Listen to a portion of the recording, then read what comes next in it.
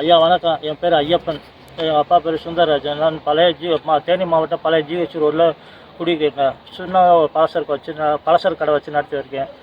எனக்கு ஒரு பொண்ணு ஒரு பையன் இருக்காங்க. என்னோடய பையன் வந்து பிஇ மெக்கானிக்கல் படிச்சுட்டு இருக்காப்புல.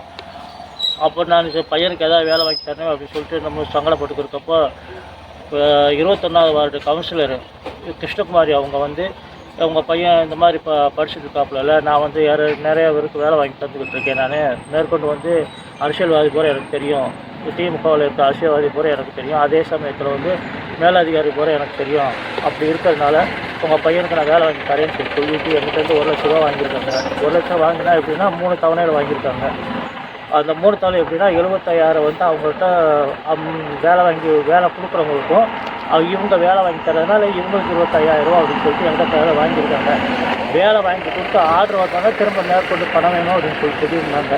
சரி நமக்கு வந்து நல்ல காலம் பிறந்துச்சுன்னு சொல்லி நான் கடனை வாங்கி 10 வட்டிக்கு வாங்கி இந்த அம்மாவுக்கு நான் கொடுத்துருந்தேன். நான் அதை எப்போ கொடுத்தேன்னா போன ஜனவரியிலே கொடுத்துட்டேன். நான் அதாவது 2023 ஜனவரியில் கொடுத்துட்டேன். நான் கொடுத்த பிறகு இந்த அம்மாக்கிட்ட ஒவ்வொரு மாதம் நான் கேட்பேன். நான் ஜனவரி மாதம் ரூபா வாங்குறப்போ உங்களுக்கு மார்ச் மாதத்துக்குள்ளே ஆர்டர் வந்துடும் அப்படின்னு சொன்னாங்க. ஆனால் மார்ச் மாதம் வந்து நீட் தேர்வு வருது, அது வருது, இதுன்னு சாக்கு சொல்லிட்டு இப்படியே போயிட்டாங்க. கடைசியில் இப்போ 1 வருஷம் கழிச்சு நான் கேட்குறப்ப எலெக்ஷன் வந்துடுச்சு, கொஞ்சம் 1 மாதம் வெயிட் பண்ணுங்க அப்படின்னாங்க. கடைசியில் இப்போ 5ஆந்தேதி உங்களுக்கு ஆர்டர் வந்துடும்னாங்க. 5ஆந்தேதி கேட்குறப்ப இன்னும் உங்களுக்கு ஒன்றும் ஆர்டர் வரல, நான் தர்றேன் அப்படின்னு சொன்னாங்க. நமக்கு இப்போ சங்கடமாக இருக்குது அப்படின்னு சொல்லிட்டு இன்றைக்கி நான் கேட்குறப்ப என்னங்க எப்படியெல்லாம் பேசிக்கிருக்கீங்க, செஞ்சுக்கிருக்கீங்க, காலம் தாழ்த்து போயிடுச்சு, காலம் தாழ்ந்து ஆகும் அப்படின்னு முன்னுக்கு வரேன். அந்த அம்மா மட்டும் ஏதாவது பேசவும் எனக்கு ரொம்ப பயமாக போயிடுச்சு.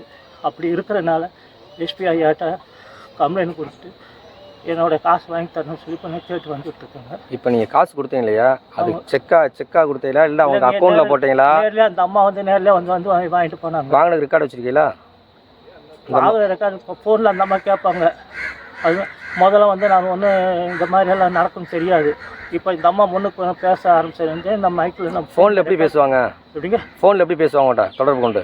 இன்றைக்கி வந்து ரூபா கேட்குறாங்க, ஒரு 25,000 ரூபா கொடுங்க அப்படி இப்படின்னு சொல்லி கேட்பாங்க. ரைட்டுங்க. இந்த மாதிரி எத்தனை பேருக்கு ஏமாற்றிருக்காங்களா உங்கள்கிட்ட? அதெல்லாம் எனக்கு தெரியாது. இப்போதே எனக்கு அந்த அம்மா இப்போ பேசுகிறப்போ இந்த மாதிரி நம்ம ஏமாந்து போனோமா என்னமான்னு சொல்லிட்டு பயந்துக்கிட்டு இப்போ நான் வந்து கொஞ்சம் கம்ப்ளைண்ட் கொடுத்துருக்கேன்.